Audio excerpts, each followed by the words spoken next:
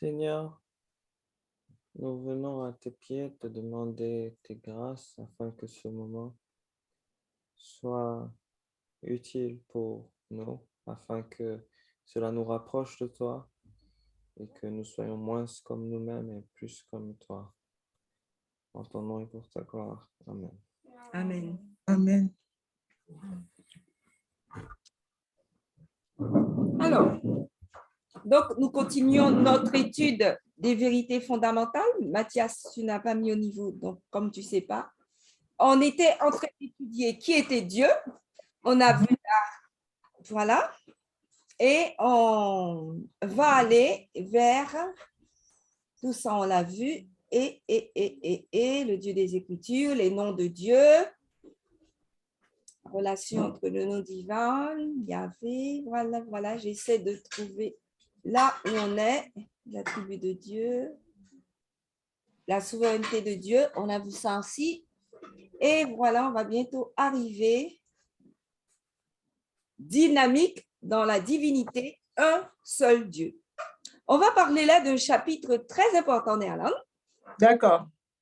Parce que c'est un chapitre qui va être mis en question dans toute ta vie par rapport à la parole de Dieu, parce que c'est un chapitre complexe, parce qu'on va parler de l'unicité de Dieu, c'est-à-dire que Dieu est un. Oui. Pourtant, on va aussi dire qu'il est pluriel. Donc, la pluralité à l'intérieur de la divinité. Et après, on va aller, quelle relation il y a au sein de la divinité. OK. Pour l'instant, on avait vu que Dieu, son nom, que personne ne sait plus comment ça se prononce, c'est le YHVH qu'on a transformé en Jéhovah. Et lorsqu'on aborde les Écritures, on s'aperçoit que ce Dieu qui, on l'avait vu déjà au commencement, Dieu créa les cieux et la terre de la Genèse 1, verset 1. Ce Dieu, c'était écrit Elohim, que c'était un pluriel. OK. Et pourtant, quand on va lire Deutéronome 4, verset 35, par exemple, par plein d'endroits dans la Bible, on arrive à la conclusion que, j'essaie de réduire, Mathias, ouais, c'est comme ça. Ouais. Alors, on arrive à la conclusion que, comment on fait pour déplacer là? Ah, oui. J'essaie de mettre, Mathias, ce que tu me fais d'habitude, c'est comment? C'est ici? Ah, oui.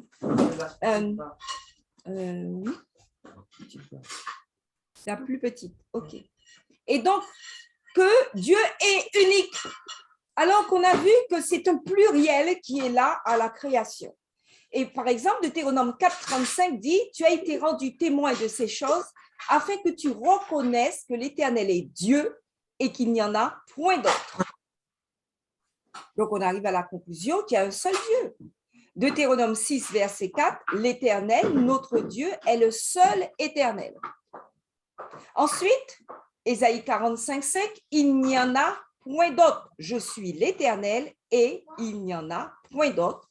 Hors moi, il n'y a point de Dieu. Le fait de dire qu'il y a un seul Dieu s'appelle le monothéisme. On croit en un seul Dieu. Et par rapport au polythéisme, où on croit qu'il y a plusieurs dieux, Zacharie, l'Éternel sera le seul éternel et son nom sera le seul éternel.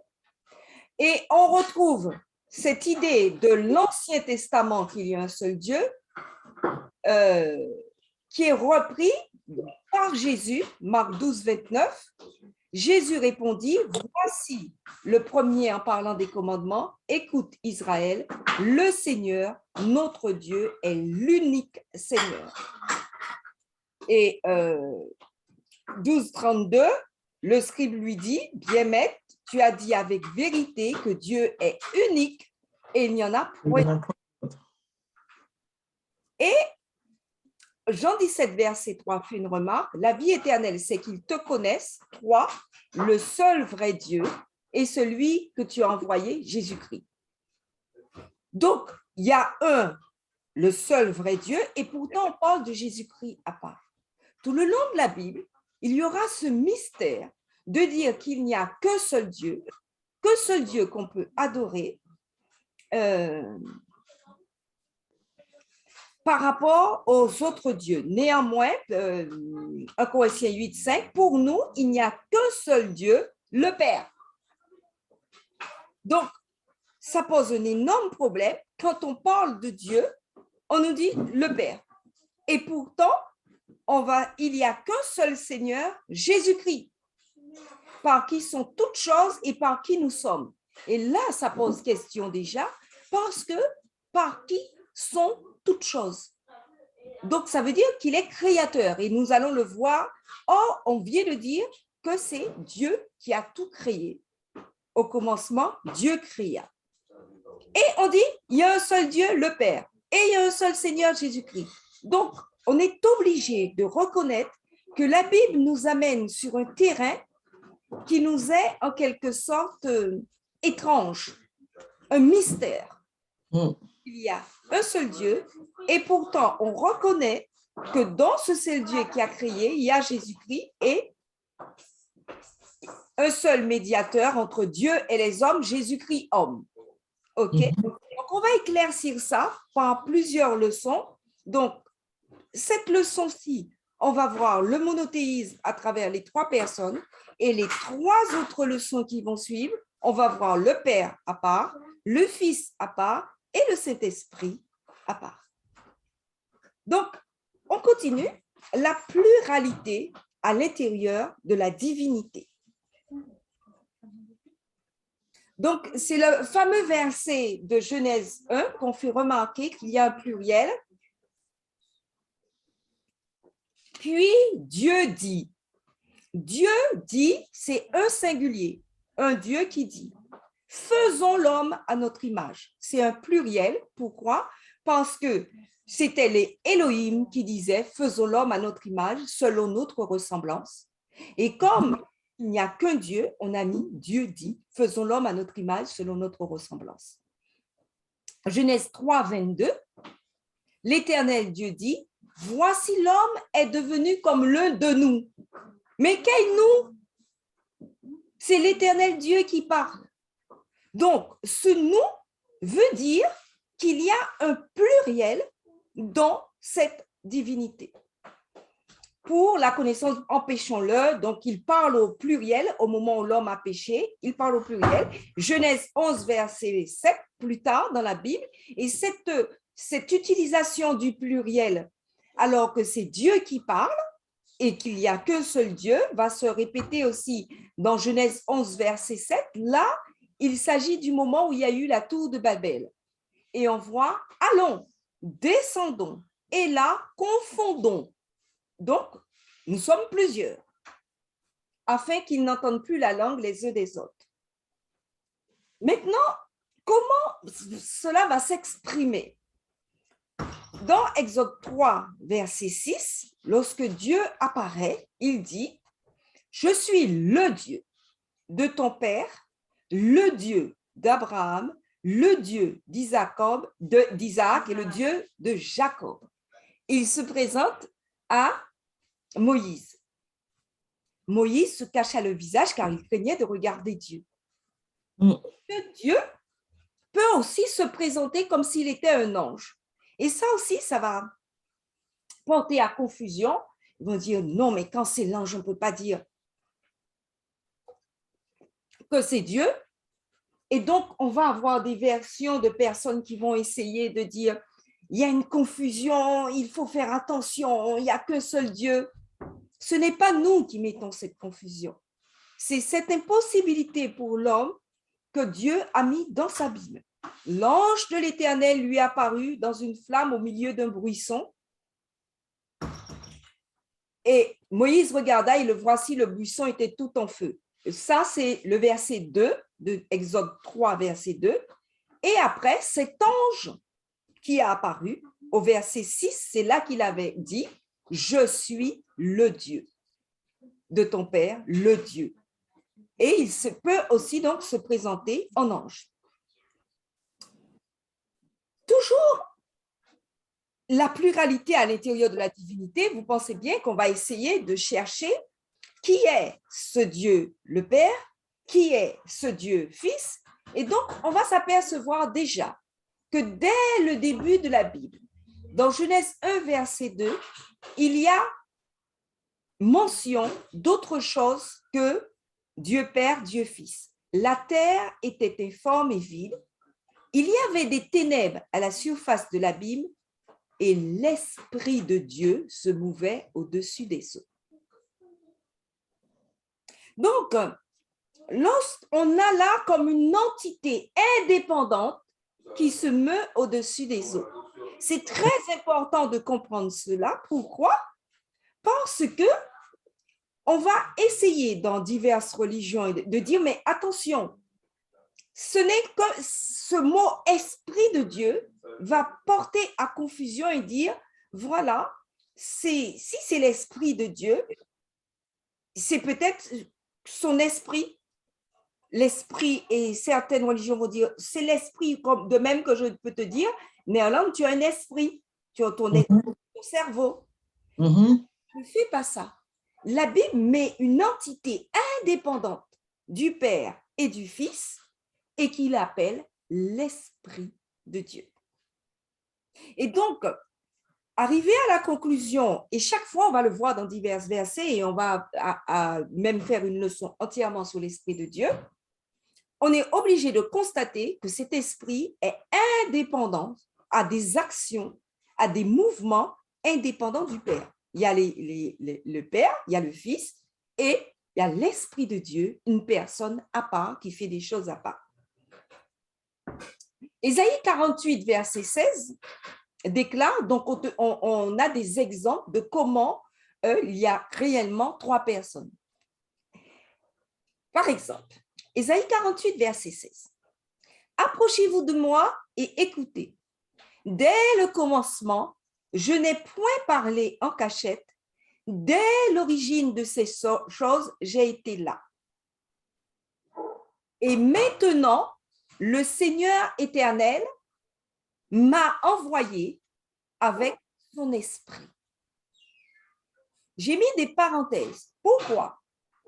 On se rend tout de suite compte, il y a quelqu'un qui dit qu'à l'origine, il était là. Et ce quelqu'un, dans la prophétie, dit, le Père m'a envoyé. Il a envoyé qui? Quand on a la connaissance de l'Évangile, on sait qu'il a envoyé Jésus. Il y a une voix qui passe mal. Tu sais qui est la dernière personne? C'est Paula. Kenley. Ah, c'est Kenley qui est c'est Paula. OK. Non, je voulais juste voir qui c'était. Alors, bonjour Paula, je sais que... Oui, désolée, je ferme. N'avait pas la forme, Elisha, on m'a dit. Et puis, bonjour Omona. Bon, le bisou, c'est pour Étienne. Et maintenant, le Seigneur, l'Éternel, le Père, m'a envoyé le Fils de Dieu avec son esprit, c'est-à-dire le Saint-Esprit. Et chaque fois, on va faire, Dieu ne va pas se gêner pour mettre à part le Père, celui qu'on a envoyé, le Fils, et qui vient avec l'Esprit de Dieu. Et Ésaïe 42, verset 1, on voit cette même prophétie, encore une façon de le dire. Voici mon serviteur que je soutiendrai. On est en train de parler de Jésus. Hein. Mon élu en qui mon âme prend plaisir. J'ai mis mon esprit sur lui, le Messie, et il annoncera la justice aux nations. Donc, on voit, on s'enfonce dans l'ambiguïté. Un père qui parle d'un Messie et sous lequel il y a mon esprit. Ah bon? L'esprit de Dieu, c'est bien, et on avait vu, il dit que c'est son esprit. Et le Père qu'il a envoyé, il a envoyé le Fils avec son esprit. Donc, beaucoup vont s'acharner à dire, attention, s'il parle de mon esprit, c'est que c'est son cerveau, c'est l'esprit du Père, l'esprit du Fils, et on va s'apercevoir qu'il n'accepte pas l'indépendance de l'esprit. La relation donc au sein de la divinité, pour comprendre comment ça s'est joué, il est important de comprendre comment agissent les trois personnes ensemble. La première chose qu'on va remarquer, que s'il y a une relation d'amour.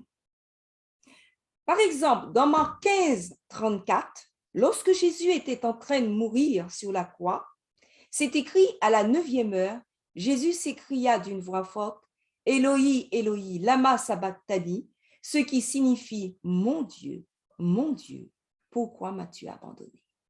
Jésus, homme, parle à Dieu dans son mourant, son Dieu, celui qu'il chérit, l'a abandonné et il a un cri de détresse, il est en train de mourir à cause du péché du monde. Il se sent isolé de Dieu parce qu'il porte tout le péché sur la croix. Cette relation d'amour qu'il y a entre le Fils, le Père et le Fils ici, c'est une relation d'amour qui est détruite par... La relation d'amour n'est pas détruite, c'est la relation qui est détruite quand il y a péché. Et c'est la même chose qui s'est passé pour l'homme, on ne va pas s'attarder dessus, mais dans Genèse 3, verset 6, au verset, il y a toute l'histoire quand la femme a pris de l'arbre qu'elle a mangé, et lorsque, au verset 8, Dieu est venu comme il avait l'habitude de s'approcher d'eux, ils entendirent la voix de l'Éternel Dieu qui parcourait le jardin vers le soir. L'homme et la femme se cachèrent loin de la face de l'Éternel. C'est, vous voyez, le but n'est pas de raconter l'histoire, mais de comprendre uniquement, Nerland, tu peux intervenir hein, si tu as des questions, mais de comprendre uniquement comment se jouent les relations entre Père, Fils et Saint-Esprit. Ésaïe 59, verset 2 souligne, mais ce sont vos crimes qui mettent une séparation entre vous et votre Dieu. Ce sont vos péchés qui vous cachent sa face et l'empêchent de vous écouter. Donc, la relation d'amour, la relation qui rend Dieu près, est tout près de nous, est celle qui existait entre le Père et le Fils, celle qui existe entre Dieu et l'homme. Alors, Brigitte, Écoute. Donc le ressenti de Jésus dans Marc 15, verset 33, quand il a dit qu'il s'est senti rejeté, c'est parce qu'il a pris en fait la forme, on va dire, le corps de l'homme et qu'il était là pour nous effacer nos péchés en quelque sorte. C'était le sacrifice. Donc, il s'est senti comme nous, en fait. C'est comme par rapport à ce que dit ton résumé, ce que je comprends. Donc, il s'est ressenti à peu près comme nous. De quelque part, il est devenu pécheur aussi, en fait, non? C'est vrai, à peu près. Je vais t'expliquer. Pendant tout son séjour sur terre, Dieu s'est senti comme nous. Jésus s'est senti comme nous. Pourquoi? Il a vraiment connu la faim. Tu vois, quand il demande de l'eau à la Samaritaine, il a vraiment soif. Il a vraiment connu, quand il a jeûné, il a vraiment faim, quand Satan lui dit transforme. Il a ressenti tout ce qu'un homme pouvait ressentir. D'accord. Donc, il était vraiment homme. Le fait d'être homme n'éloigne pas Dieu de nous. Ce qui éloigne Dieu de nous, c'est le péché.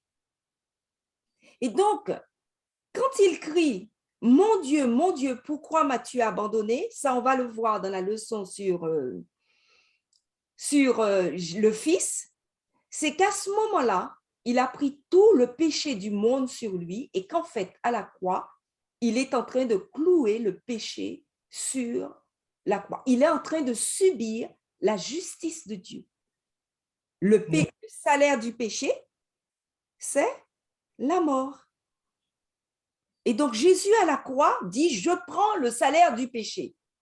Et Dieu ne peut pas être dans et avec le péché, alors qu'il est dans et avec le pécheur qui se repent. Et donc, quelque part, il y a une faiblesse. Pourquoi on savait, enfin, d'après les Écritures, il est venu pour, en fait, il avait sa mission. Mais au dernier moment, il a demandé, enfin, il a eu un doute pour moi. Enfin, pourquoi il a demandé, pourquoi tu m'as abandonné? C'est Et quelque part, il s'est senti un peu seul. exactement. Il s'est senti seul. La partie doute, c'est pas vraiment ça. C'est la partie je suis vraiment un homme. Et sans toi, toute ma force est en toi. Et c'est sa détresse. Il savait que Dieu l'aurait abandonné sur la croix. Mais au dernier moment, il s'est écrié dans sa faiblesse, mon Dieu, pourquoi m'as-tu abandonné? C'est vraiment dur ce que je subis, mais il l'avait entièrement accepté. Pourquoi? Parce qu'il a dit à Pierre, on verra pas ça cet après-midi, il suffirait que j'ouvre la bouche et Dieu m'enverra une légion, des légions d'anges. Hein. Et il ne l'a pas envoyé une légion d'anges parce qu'il n'a jamais demandé, parce qu'il n'a jamais voulu abandonner l'homme. D'accord, OK. OK, donc il l'a subi, il a senti la faiblesse, il a quand même pleuré, mais il n'a pas demandé, il est allé jusqu'au bout. C'est OK, d'accord. C'est un cri de détresse qui va jusqu'au bout. Je ne sais pas si tu as déjà piqué et eu très mal. Toi, tu travailles à l'hôpital. Tu peux ne pas bouger pendant qu'on te met la piqûre et crier aïe, aïe, aïe. Oui, c'est vrai. Bouge pas, tu acceptes. Oui. Tu ne vas pas faire comme un enfant. Aïe, tu cries, tu machins. Tu restes là, mais permission de crier, s'il vous plaît, un peu. Tu comprends? D'accord. Si ça peut t'aider à comprendre ce que Dieu a vécu, Oui. Oui. ce que Jésus a vécu. Voilà. Alors, Dieu, on ne doit jamais oublier quand on s'approche de Dieu qu'il est amour. Et 1 Jean 4, verset 8 déclare, celui qui n'aime pas n'a pas connu Dieu, car Dieu est amour. Ce que Dieu nous promet, c'est que cet amour ne périra jamais. Maintenant, comment se passe pour, en fait, dans la relation à l'homme, on va s'apercevoir que c'est une relation fonctionnelle, c'est-à-dire qu'il y a vraiment des fonctions différentes du Père, du Fils et du Saint-Esprit. Par exemple, dans Jean 3,16, c'est écrit « Car Dieu a tant aimé le monde qu'il a donné son Fils unique afin que quiconque croit en lui ne périsse point, mais qu'il ait la vie éternelle. » Dieu aime tellement l'homme qu'il donne son Fils de nature divine comme lui. Et comment s'est passé le don de son Fils? Matthieu le dit.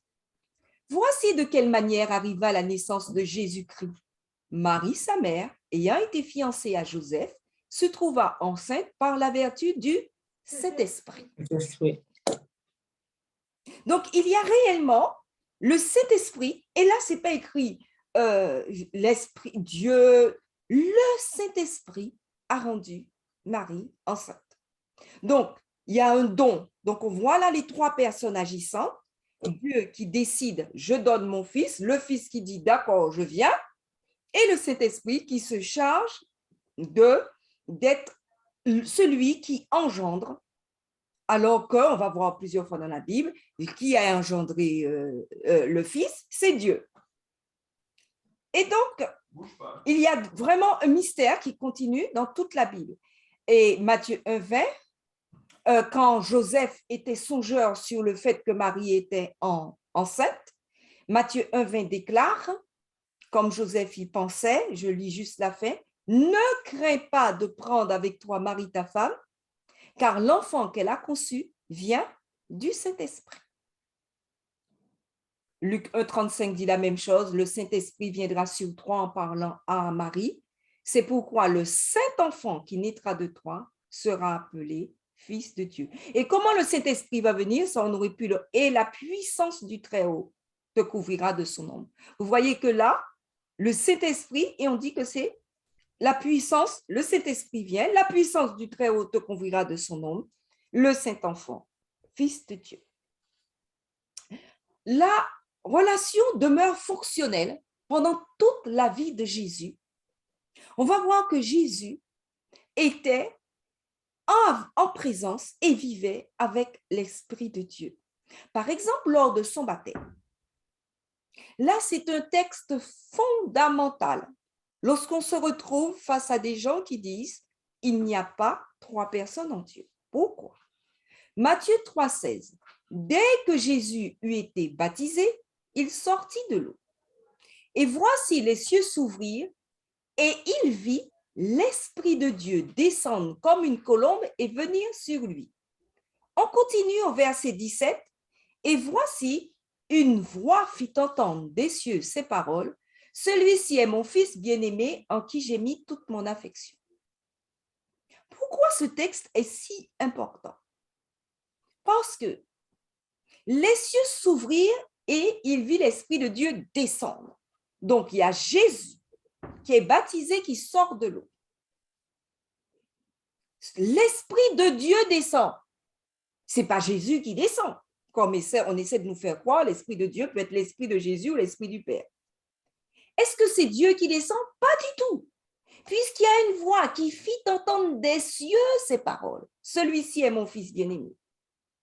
Donc, si on fait attention, il y a vraiment là la réunion des trois personnes de la divinité. Jésus, celui qui est baptisé, l'Esprit de Dieu qui prend la forme d'une colombe pour le rendre, qui vient sur lui, et la troisième personne est restée au ciel. Donc, c'est Dieu. Voilà, Dieu, le Père, puisqu'il appelle le Fils, mon Fils bien-aimé, dit, et il y a l'Esprit de Dieu qui est ici, là. Le Dieu éternel, le Dieu Père se manifeste chaque fois là. Mais n'oublions pas qu'au début, il s'est toujours dit pluriel. Faisons l'homme, allons.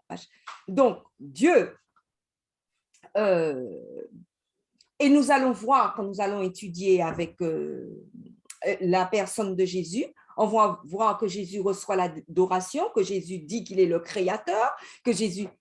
Oh, si on se rappelle bien, c'est écrit, tu adoreras le Seigneur ton Dieu et tu le serviras lui seul. Jésus n'a jamais refusé l'adoration. Donc, le problème est là, c'est un Dieu manifesté en trois personnes. Un exemple donné par le Christ.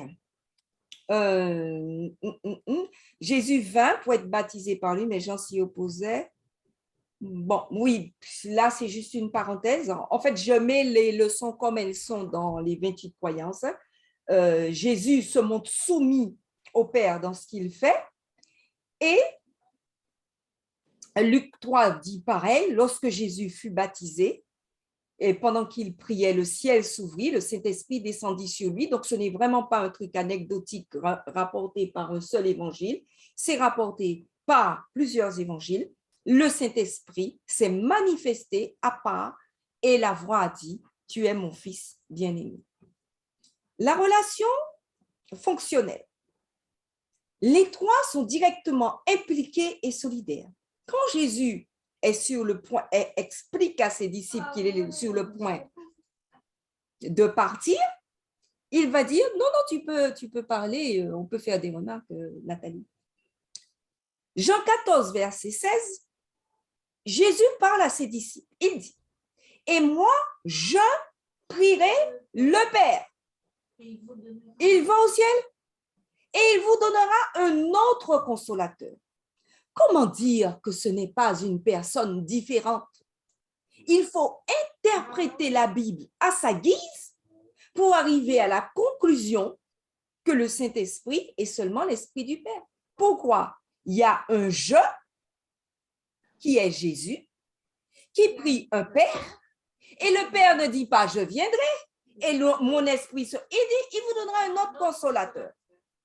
Seule une interprétation pour asservir notre cerveau à nos connaissances humaines peut arriver à la conclusion qu'un autre consolateur a à voir avec le Père et le Fils. Et bon, le cri de la croix, mon Dieu, Jésus appelant Dieu, parce qu'il demande le secours de Dieu. Donc, en fait, c'est un plan du salut où il y a un Père, un Fils, un consolateur. et Jean 15, 26 va souligner cela encore. Quand sera venu leur consolateur, que je vous enverrai de la part du Père. Donc, ils sont tous d'accord, les trois là. Il faut que moi, je vienne, et le Père et moi, nous avons décidé, puisqu'il dit « je vous enverrai ». Donc, moi, j'ai décidé, moi aussi, comme le Père, à égalité avec lui, de vous l'envoyer, mais je vais vous l'envoyer de la part du Père. En fait, on constate qu'ils sont comme embriqués. Et comment il s'appelle, le consolateur? L'esprit de vérité qui vient du Père. Et il rendra témoignage de moi. Non, il rendra témoignage de moi. Non, ce n'est pas moi, c'est quelqu'un qui va rendre témoignage de moi. Alors, quel est le but de Dieu? On va s'apercevoir, donc chaque fois qu'on parle des trois personnes, que le but de ces trois personnes, c'est d'apporter Dieu et la connaissance de Christ à chacun. Or, la vie éternelle, c'est qu'ils te connaissent, toi le seul vrai Dieu et celui que tu as envoyé, Jésus-Christ. Donc, Matthieu 28, 20. Où, le but, c'était de nous enseigner à observer tout ce qui était prescrit. Et Dieu qui nous dit, je ne te laisserai point, je ne t'abandonnerai point. Pierre 1, verset 2 est important aussi.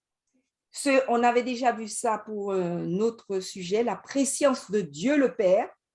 Ceux qui sont élus selon la préscience de Dieu le Père par la sanctification de l'Esprit, afin qu'ils deviennent obéissants et qu'ils participent à l'aspersion du sang de Jésus-Christ. Trois choses, le Père, l'Esprit, Jésus-Christ, pour qu'il y ait des élus. Voilà. Je ne peux pas faire autrement que de faire une parenthèse qui n'est pas dans les 28 croyances, parce que tôt ou tard, ta foi sera confrontée à cela et la foi de nous autres est confrontée à cela. Le mot Trinité a été inventé au sein de l'Église catholique. Pour moi, c'est un faux problème. Pourquoi? On dit, on a pris une doctrine catholique. Pour moi, c'est un faux problème parce que le mot Bible ne vient pas des adventistes. Le mot, la séparation en versets a été faite par des moines. Il faut bien comprendre qu'il y a donc un apport des catholiques à notre vocabulaire et ce n'est pas cela le problème. Cependant, quand on dit qu'on a la même Trinité que les catholiques, ce n'est pas exact. Pourquoi? Dans la Trinité catholique, Dieu est un personnage avec en quelque sorte trois têtes. Qu'est-ce que ça veut dire?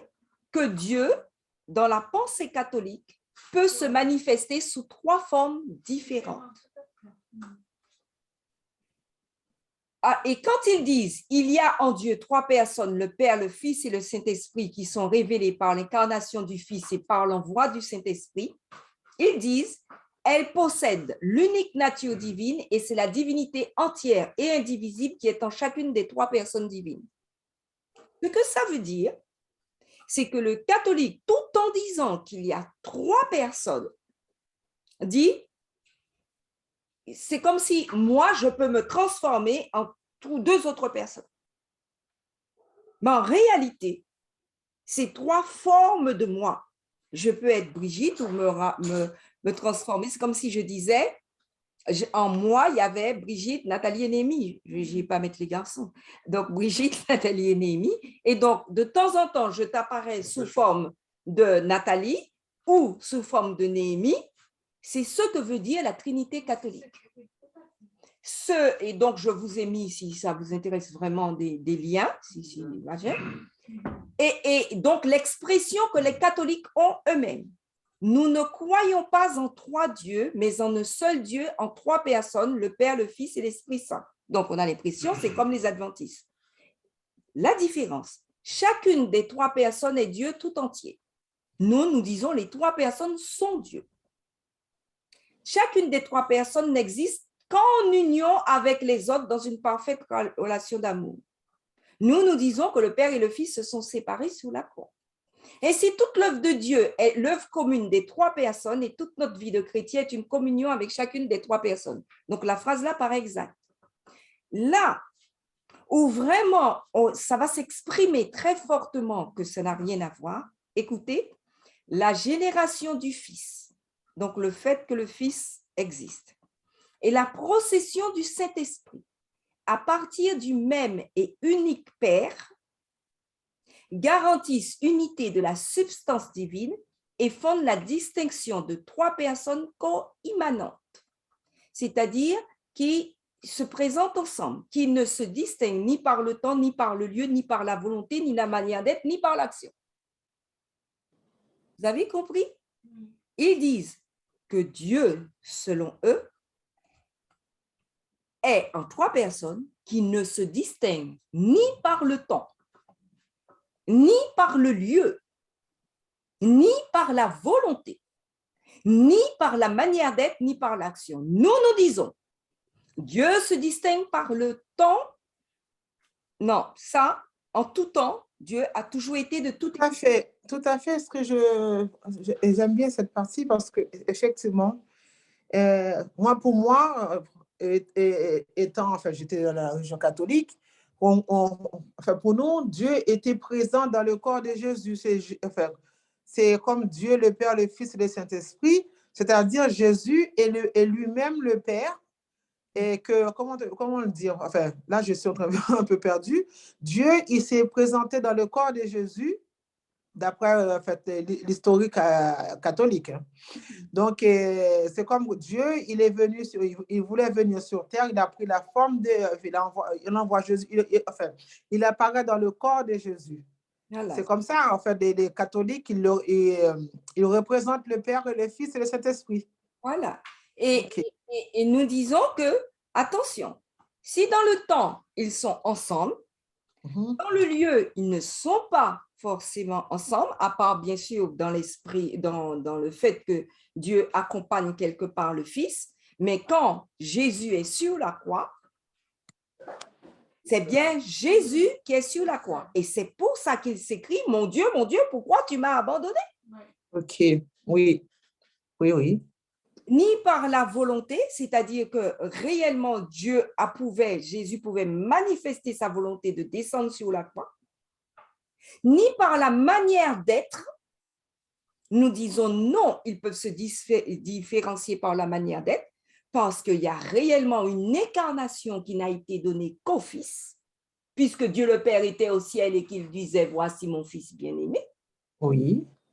Ni par l'action, parce que Jésus agissait, avait vraiment faim, et le Père n'avait pas faim quand Jésus avait faim. Quand il a mangé, quand il a bu, ce n'était pas le Père, ce n'était pas le Saint-Esprit, c'est celui qui est devenu homme. Ni par aucune des passions, c'est-à-dire aucune des choses. Donc, nous disons, là, ce que disent les catholiques pour exprimer qu'il y a trois personnes en Dieu n'est pas la théologie adventiste. D'accord. Voilà. Et donc, les images que donnent les catholiques eux-mêmes, un corps dans l'espace ne perd rien de son unité sous prétexte qu'on considère successivement ces trois dimensions. Ils expliquent, c'est comme si on disait qu'un corps a une longueur, une largeur et une hauteur. Non, nous disons non, c'est à part. Distinction réelle pourtant, mais qui ne désigne qu'une même chose sans la diviser. Ou alors, ils disent, si vous voulez comprendre Dieu, il faut le comparer à un triangle équilatéral qui est toujours identique, quel que soit celui de ses côtés que l'on examine, et chacun de ces trois angles s'étend à la surface totale sans toutefois se confondre avec les deux autres. Donc, ils disent, il y a un seul truc, et on peut regarder cet angle-là, ou cet angle-là, ou cet angle-là. Nous disons non. Il y a trois personnes distinctes qu'on appelle Dieu, et cela, c'est un mystère, parce qu'on dit Dieu est unique, malgré qu'on fait trois personnes distinctes. Parce que c'est ce que présente la Bible. Dieu a tant aimé le monde. Donc là, c'est les versets où vraiment, on peut dire ce n'est pas conforme à ce que dit la Bible. Dieu envoie, donc trois personnes distinctes qui se manifestent différemment. Jean 4, 14, le Père a envoyé son Fils. Ce n'est pas pareil. Donc, maintenant, dans les écrits adventistes, j'entre aussi dans cela parce que au sein de l'adventisme, ça a été beaucoup débattu et tu vas donc trouver des adventistes qui vont essayer de te dire « Non, mais c'est une doctrine qu'on a adoptée récemment. » Non. Pourquoi non? Parce que l'adventisme est né après les années, Philippe, toi qui te rappelles. L'adventisme a été mis en 1863. Qu'est-ce que ça veut dire? Que l'adventisme est né, je ne sais pas si tu connais l'histoire des adventistes, mais est né du fait qu'on attendait la venue de Jésus et de l'interprétation prophétique. Du coup, qu'est-ce qui s'est passé? Lorsque le groupe qui attendait, qui avait interprété la prophétie, s'est aperçu qu'ils avaient mal interprété la prophétie, ils ont dit, il y a un problème. Nous ne connaissons pas assez notre Bible, qui fait que nous nous sommes trompés dans l'interprétation prophétique. Nous allons nous réunir, tous ceux qui continuent à espérer en la venue de Jésus, donc je résume très grossièrement, vont essayer, la plupart vont se mettre ensemble et ils vont se mettre à étudier avec acharnement les Écritures. Ils vont créer un mouvement qu'on va appeler les adventistes du 7e jour plus tard. Et le mot 7e jour va venir après, parce que sous le coup, ce sont des adventistes. Et au cours de ce mouvement, qui va être un mouvement d'étude de la Bible. Qu'est-ce que ça veut dire? Ils vont petit à petit comprendre qu'est-ce qu'il y a dans la Bible qu'il faudrait qu'ils observent, qu'est-ce que la Bible et que demande Dieu, et qu'est-ce qu'en réalité la vraie appartenir à Dieu. Et c'est comme ça qu'ils vont créer leur doctrine. Et donc, quand on était adventiste au début, être adventiste ne signifiait pas observer le sabbat. Les adventistes ont appris de la Bible que le sabbat était nécessaire. Les adventistes ont appris de la Bible que la dîme était nécessaire. Mais il leur a fallu des années. Et pendant des années, ils ont donc débattu de qui était Dieu. Mais dire, comme on entend certains adventistes dire, parce que la dernière finalité de ce mouvement a été de reconnaître qu'il y avait une triunité en Dieu, on a dit, oh, cette doctrine est venue trop tard et ça nous vient des catholiques. Non, ça nous vient de l'étude de la Bible. Un des penseurs adventistes, Jones, avait déjà dit, dès 1899, il parlait en disant que selon Colossiens 2,9, qui dit qu'en Christ habite la plénitude corporelle de Dieu, il disait Dieu est un, Jésus-Christ est un, le Saint-Esprit est un, et ces trois ne font qu'un. Il n'y a pas de dissension ni de division entre eux, c'est-à-dire pas de querelle, pas de problème entre eux. Ils sont un dans tout ce qu'ils décident et ce qu'ils font. Qu'est-ce que ça veut dire? C'est toujours pas la pensée catholique, mais ça veut dire pourquoi j'ai mis cette pensée-là. C'est pour que lorsqu'on s'écrit, et là on est confronté à cela quand on est adventiste, qu'il y a des adventistes qui n'adhèrent pas, dire attention, c'est une nouvelle, leur principal argument, c'est de dire les pionniers n'ont pas reconnu. Non, en 1899, on n'a pas besoin du mot Trinité pour dire attention, on reconnaît qu'il y a Jésus-Christ qui est un, qu'il y a le Saint-Esprit qui est un, et ces trois n'en font qu'un, le Père aussi, Dieu est un. Le Saint-Esprit, et puisque tous ces gens se basent en réalité là, tous ceux qui disent là croient aussi aux prophètes que nous reconnaissons, mais ça, c'est pas le sujet de cet après-midi, c'est juste une parenthèse parce qu'on ne peut pas empêcher une sorte de confrontation tôt ou tard avec la doctrine, parce que c'est la richesse de l'adventisme, c'est pour ça qu'il y a l'école du sabbat. On peut toujours débattre et dire, écoute, moi, je ne suis pas d'accord, moi, je pense telle façon, moi, je vois, et s'expliquer, et chaque fois revenir à la Bible. Alors, c'est pour ça que j'ai pris la peine de cette parenthèse. Sachez qu'Ellen White, plusieurs fois, a dit l'expression qui est ici, la résistance au péché et la victoire ne seraient rendues possibles qu'au moyen de la troisième personne de la divinité. Cette expression troisième personne de la divinité a été employée plusieurs fois, le Saint-Esprit, troisième personne de la divinité. Là, nous allons l'établir dans une autre leçon, mais sachez que ce n'est pas du tout quelque chose d'inconnu dont Jésus-Christ, qui est un des livres les plus connus des adventistes, Jésus-Christ qui a été écrit bien avant la fameuse année où ils disent qu'on a adopté la Trinité, c'est écrit, la résistance au péché et la victoire, non, au moins la troisième personne de la divinité. C'est déjà écrit là. Donc, ce n'est vraiment pas un problème pour Sir White de dire qu'il y a trois personnes dans la divinité. Mais, comme je t'ai dit, là, on écrit beaucoup de livres sur nos doctrines. En particulier, en 1957, on a fait tout un livre sur la Trinité, au moment où il n'y avait plus d'ambiguïté sur ce sujet. Et on a voté en 1980 la croyance qui a été établie et mise dans les 28 croyances fondamentales telle qu'elle est exprimée actuellement. L'adventisme, et c'est encore une remarque, dit en puisant la Bible est une source inépuisable de trésors. Et tant que ce trésor est en accord avec la révélation divine, on peut toujours trouver dans la Bible encore une perle, encore quelque chose qu'on n'avait pas vu. Mais que Dieu nous donnera en abondance tout ce qui est nécessaire pour notre salut. Donc, je ferme cette parenthèse, à moins qu'il y ait des remarques. Et je continue à faire remarquer que les trois personnes, on va affirmer, un autre endroit que le Saint-Esprit est réellement Dieu, Jésus est réellement, par une autre étude. Simplement là, on regarde comment ça fonctionne. La grâce du Seigneur Jésus-Christ, l'amour de Dieu et la communication du Saint-Esprit soient avec vous tous. On sépare trois choses. Tout en sachant que c'est Jésus seul qui est mort pour nous, tout en sachant que c'est Dieu était en Christ, et c'est pour ça l'ambiguïté que Nerland a fait remarquer. Dieu était en Christ, ça veut dire, comme je peux dire, Dieu était en moi quand j'ai fait ça. Dieu a vraiment été pleinement quand... J'ai beaucoup de mal à dire ça parce que ça fait un peu prétentieux, mais l'apôtre Paul va dire, ce n'est plus moi qui vis, c'est Christ qui vit en moi.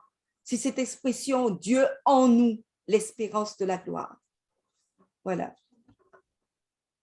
Ça n'a rien à voir avec le fait d'être une seule personne. Un enfant de Dieu doit pouvoir dire Dieu m'a animé, Christ est en moi. Donc, il y a différents passages, comme Tite 3, verset 4, qui parlent de Dieu, Père Sauveur, Saint-Esprit et Jésus-Christ, notre Sauveur.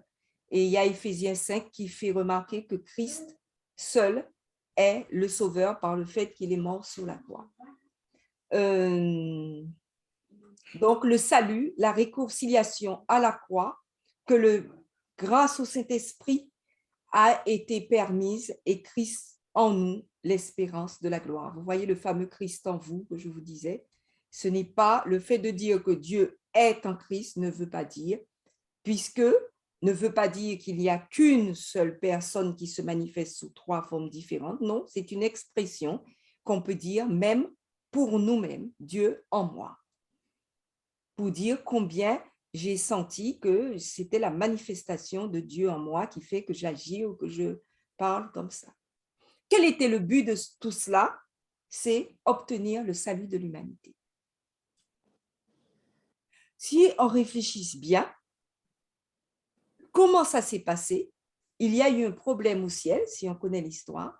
L'homme a péché, l'homme avec qui Dieu communiquait tous les jours a désobéi et a dit maintenant, je veux faire ce que je veux en prenant l'arbre. Tu m'as dit de ne pas le prendre, je le prends. Dieu qui avait l'habitude de venir vers l'homme tous les jours s'est retrouvé avec un problème. L'homme a péché et il ne peut plus s'approcher de l'homme. Et on s'aperçoit que pendant toute la Bible, Dieu va essayer de s'approcher de l'homme. Et pour régler ce problème définitivement, pour ramener l'homme à cette communion, à ce dialogue avec lui, Dieu va dire, je vais envoyer mon fils. Il va prendre toute la culpabilité sur lui. Il va mourir puisque le salaire du péché, c'est la mort. Mais après qu'il soit mort, il va aller au ciel, vous précéder. Parce qu'à quoi a servi sa vie? À vous montrer comment on peut agir, comment on peut être, comment on peut obéir au commandement de Dieu. Mais, vous savez ce qui fait que que Jésus est resté constamment fidèle à Dieu, le Père, et qu'il n'a pas péché alors qu'il était pleinement homme? Ce n'était pas parce qu'il était pleinement Dieu, mais parce qu'il avait le Saint-Esprit en lui. Il a été conçu par le Saint-Esprit. Et maintenant, à chacun de nous est donné la possibilité de demander le Saint-Esprit pour mener une vie sans péché, où le péché devient un accident dans notre vie, parce que nous supplions Dieu de mener la vie de Jésus, c'est-à-dire une vie sanctifiée, mise à part, où nous renonçons à manifester notre mauvais caractère. Nous gardons comme Jésus notre personnalité et notre personne, mais nous acceptons la purification et la sanctification et la justification que donne le plan du salut. Et c'est Dire aussi, c'est parce qu'il était obéissant aussi. Voilà. Entièrement soumis à la volonté de Dieu. Mais nous n'avons pas le pouvoir d'obéir et nous n'avons pas l'esprit. Nous sommes nés par un pécheur. Lui, il est né par le Saint-Esprit. C'est pas pareil. Ce n'est pas pareil. Il est né par le Saint-Esprit, mais il est né avec la nature et la tendance au péché de la nature pécheresse de l'humanité. C'est-à-dire, il naît sans péché, mais avec toutes nos faiblesses. Pourquoi je dis ça? Parce que c'est écrit, il a été tenté comme nous en toutes choses. S'il a été tenté comme nous, c'est-à-dire qu'il a ressenti toute l'envie, toute l'ardeur de pécher comme nous, c'est que sa chair était comme nous, mais vivant avec le Saint-Esprit en lui, il n'a jamais péché. Et il nous donne l'occasion de dire, j'ai compris. Comment tu as fait? Tu t'es remis entre les mains de Dieu tous les jours et tu as dit, je veux vivre une vie d'obéissance. Il n'y a rien chez moi, Seigneur, que je ne veux te soumettre. Si nous voulons vivre la vie de Jésus, il faut pouvoir répéter, comme Jean 14, 6, Jésus lui dit, je suis le chemin, c'est-à-dire la route par laquelle tu vas passer. La vérité, c'est moi qui t'explique comment. Et la vie, c'est moi qui permets que tu puisses espérer vivre un jour éternellement. Nul ne vient au Père que par moi. C'est-à-dire les moyens, ce que j'ai utilisé, ce que j'ai fait, ma vie sur la croix, je te l'offre. Saisis-la.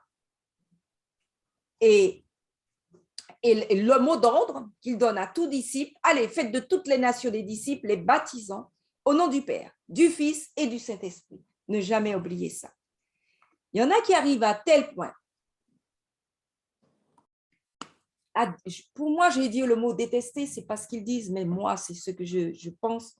À détester cette déclaration de Dieu, les baptisant au nom du Père, du Fils et du Saint-Esprit, qu'ils se font rebaptiser et qu'ils disent au nom du Père et du Fils. Malheureusement, il y a ce courant-là dans les églises. Mais ce n'est pas l'ordre de Dieu. Bon, Jésus est venu nous offrir justice, sanctification et rédemption.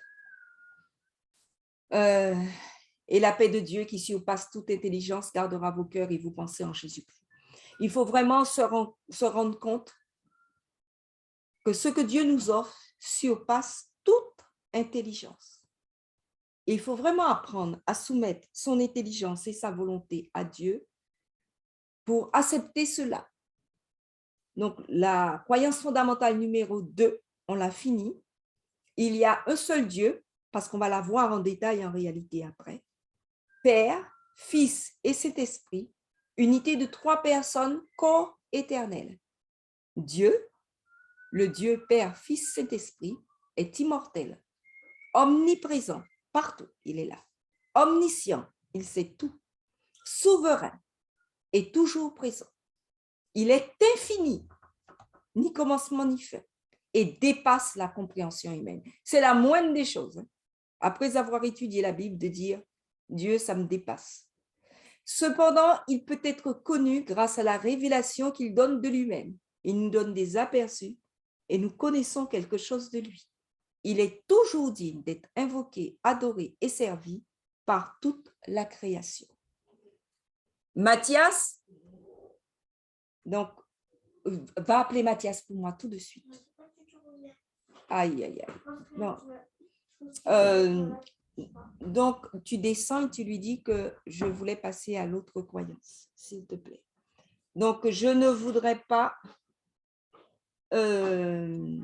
m'arrêter là parce que sinon, on va faire trop de temps. Tout de suite, Matthias.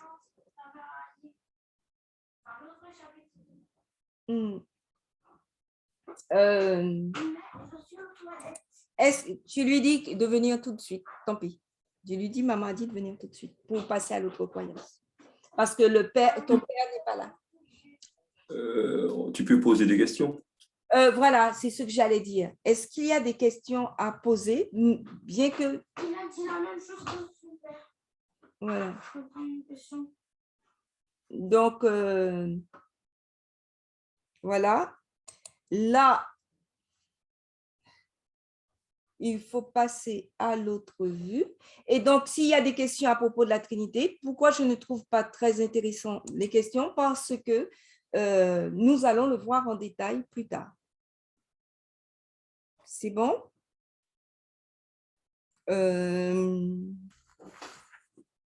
suis embarrassée parce que je ne sais pas où Matthias a mis le PowerPoint suivant.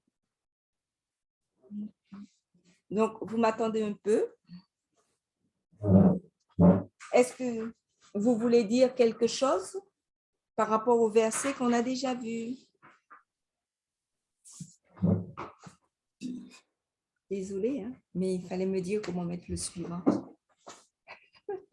Alors, le suivant, je suis allée n'importe où, je ne sais pas comment mettre. C'est bon? C'est ça le suivant, il faut mettre partage d'écran de nouveau.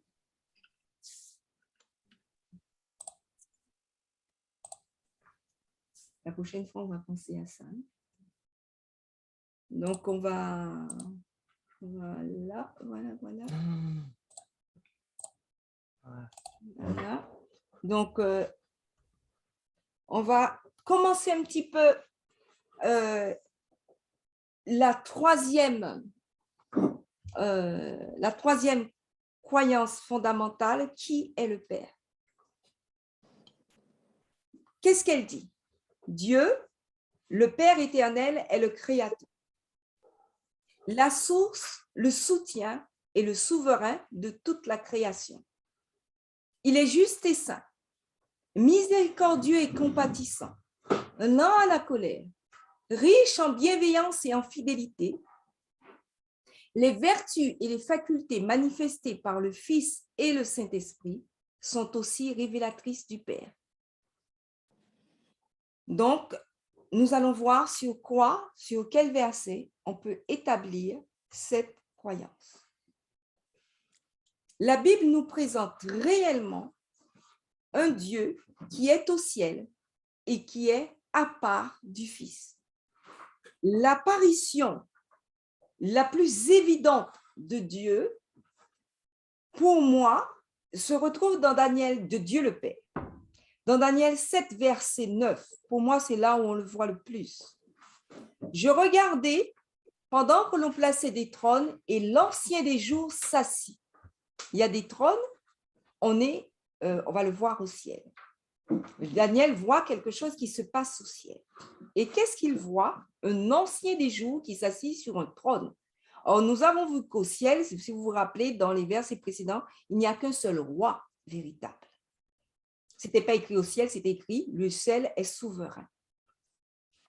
Son vêtement était blanc comme la neige et les cheveux de sa tête étaient comme de la laine pure. Il voit quelque chose, il ne parle pas d'un visage, il voit un vêtement, il voit des cheveux.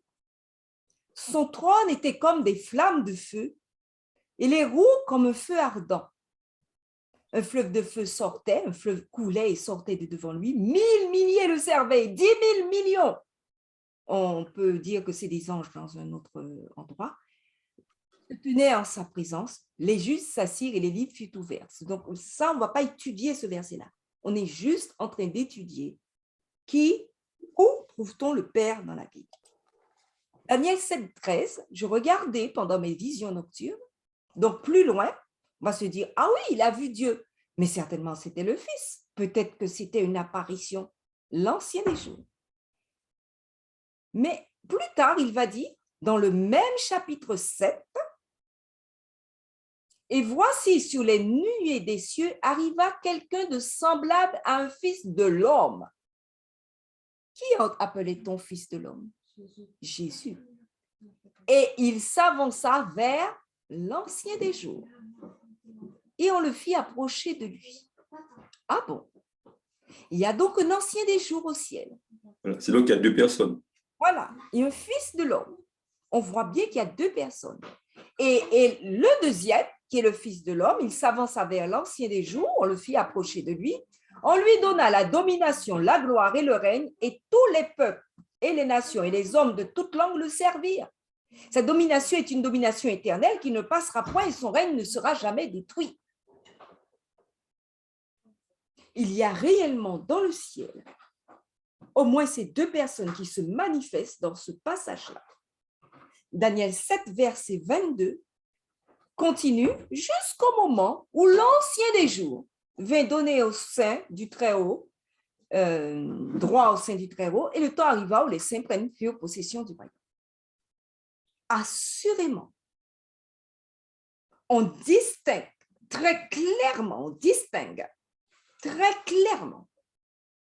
un Dieu Père et un Dieu Fils de l'homme. On continue notre étude sur le Père.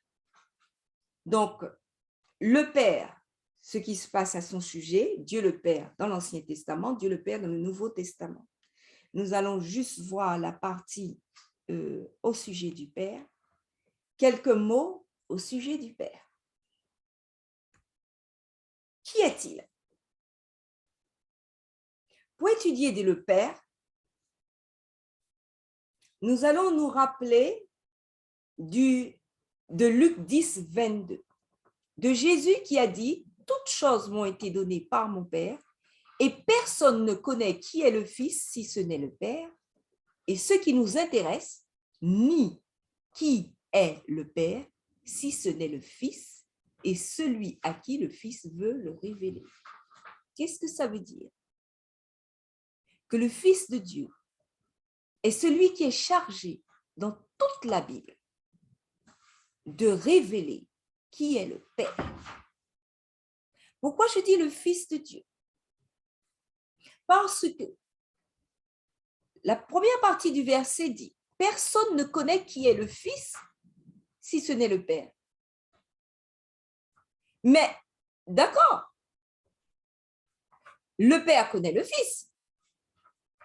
Mais nous ne connaissons le Fils que parce qu'il est venu et parce qu'il nous parle.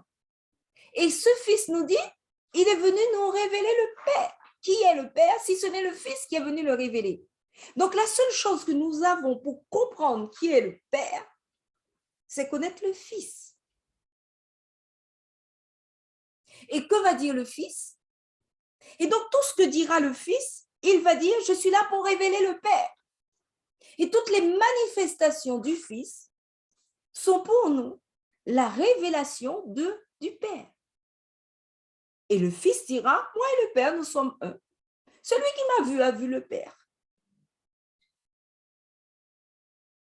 Donc, tout ce mystère de Dieu, Dieu va nous dire, je vais te révéler les phases qui sont importantes pour ton salut et pour que tu t'approches de moi à travers ce que dira et ce que révélera le Fils.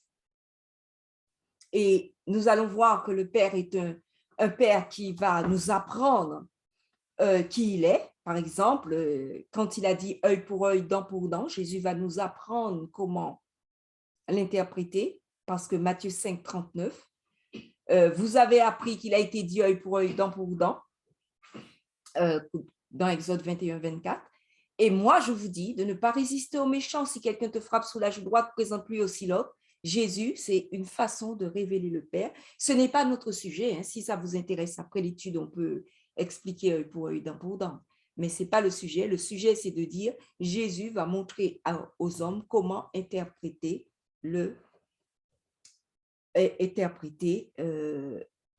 Père. On va s'arrêter là parce que j'ai vu l'heure. Et la loi, d'une façon générale. Oui, toute la loi et tout le Père. On va s'arrêter là, je pense. Dieu le Père dans l'Ancien Testament, la lettre d'amour du Père, c'est ce que nous verrons la prochaine fois. Et donc, je vais vous proposer de faire une prière parce qu'on change un peu notre façon, parce que c'est trop difficile de trouver après comment s'arrêter. Donc, je vous propose de prier là et après de prendre vos questions. Mais on ne va pas faire un chant comme fait. C'est trop difficile de trouver comment s'arrêter comme ça. Donc, je préfère l'étude est finie, on prie et après on pose des questions sur la Trinité, sur le Père et sur les questions qui nous passionnent dans la Bible, qui sont nos interrogations pendant 1 heure à peu près, pour ceux qui veulent. S'il n'y a pas de questions, on peut partir tout de suite, il n'y a pas de problème. Alors, on va prier. Je vais prier avec vous puisque je suis là. On va prier. On y va? D'accord. On prie. S'il te plaît, Nathan, j'ai dit qu'on prie. Bon. Notre Père, nous croyons vraiment que tu es un Père des cieux. Nous croyons vraiment que tu as envoyé ton Fils. Nous croyons vraiment que tu veux nous accorder ton Saint-Esprit. Merci de tant d'amour. Merci d'avoir prévu qu'en 3 personnes, tu te révèles à nous pour que nous puissions nous emparer de la vie du Fils grâce à l'action du Saint-Esprit dans nos vies et qu'un jour, nous puissions rejoindre le Père. Merci de tant de grâce. Accorde-nous, Seigneur, le pardon des péchés à cause du précieux sang de Jésus. Accorde-nous, Seigneur, une volonté revigorée et vivifiée par le Saint-Esprit. Et accorde-nous, Seigneur, l'amour du Père. Toutes ces choses, nous te le demandons par le sang précieux de Jésus. Amen. Voilà. Amen. Amen. Le mot de la Trinité, sur